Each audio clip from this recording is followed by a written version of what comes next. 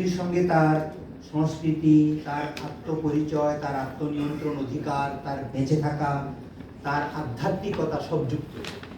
এই জন্য আপনারা দেখবেন হুদাভাই কিছুটা বলার চেষ্টা করেছেন যে এই আদিবাসী মানুষেরা পৃথিবীর অনেক দেশেই তাদের ভূমিকে বা বনকে রেজিস্ট্রিভুক্ত করে নাই, দলিলবদ্ধ করে নাই। কারণ তাদের কথা হলো, আমি ভূমি রেজিস্ট্রি করবো কেন, আমি তো তার মালিক না। মানে I belong to the land, land does not belong to me. ভূমি আমার না, আমি ভূমির। আগে চিন্তা করেন। অথবা এই নদী আমার না, আমি নদী, আমি তার। Mother earth does not belong to me, I belong to mother earth. পৃথিবী আমার না, ধরিত্রী আমার না, আমি তার। আমি যদি ওইরকম চিন্তা করি, আমি তাকে দখল করব, দখল করতে পারবো না, তো কারণ আমি তো সে না।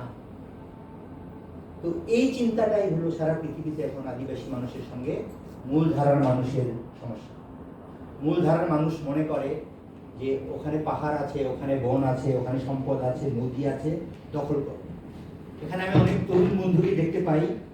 আপনারা অ্যাভেতার ফিল্ম দেখবেন, জেমস ক্যামেরনের অ্যাভেতার। ওখানে বলেছেন যে স্কাই পিপলকে, জ্যাক সুলিকে পাঠানো হলো ওই অমাতিকায় আদিবাসীদের কাছে, যে ওখানে একটা বস্তু বা পাথর পাওয়া গেছে যার 1 কেজি পাথরের দাম $10 মিলিয়ন।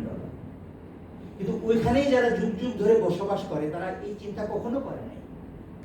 আমি খাসিয়া গারো অঞ্চলে ইকো পার্কের আন্দোলনের সঙ্গে ছিলাম, বা পার্বত্য চট্টগ্রামে আপনি দেখেন, পার্বত্য চট্টগ্রামে এত পাহাড়, এত ভূমি তারা রেজিস্ট্রি করে নাই।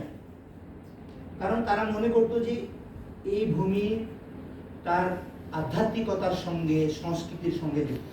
এই ভূমি কেনা বেচার বিষয় না। এটা আমি কেন, আপনি বাঙালিদের ক্ষেত্রে দেখেন, বুড়িগঙ্গা নদীকে আমার আপনার, পদ্মা নদী, মেঘনা নদী, যমুনা নদীকে আমার আপনার। কিন্তু আপনি দেখেন এখন তো এগুলো প্রাইভেটাইজেশন হয়ে যাচ্ছে। আমি ধানমন্ডি কলা বাগানের দিকে কেউ আসেন কিনা জানি না, ওখানে একটা মাঠ ছিল। ওই মাঠে আমি নিজেও ফুটবল খেলেছি, আমি যখন স্কুলে পড়ি। এখন যান আপনি ওই ধানমন্ডির মাঠে চারিদিকে বেড়া দিয়ে, আর সাধারণ মানুষের প্রবেশাধিকার নিষিদ্ধ। তো আপনি নদী দখল করবেন, বন দখল করবেন, সব কিছু দখল করবেন, আর এই এবং ক্ষমতার সঙ্গে আপনি যুক্ত, সংখ্যাগরিষ্ঠ মানুষ বা ক্ষমতার সঙ্গে যারা, তারা, আমি মনে করি এই চিন্তাটাই হলো সবচেয়ে বড় সমস্যা। এই জন্য আইএলও কনভেনশনের কথা বলেছেন হুদা ভাই, 107। আমি আদিবাসী অধিকার ঘোষণা করতে যাচ্ছি না, কিন্তু 107 আইএলও কনভেনশন, এটা তো আমরা অনুস্বাক্ষর করেছি 1970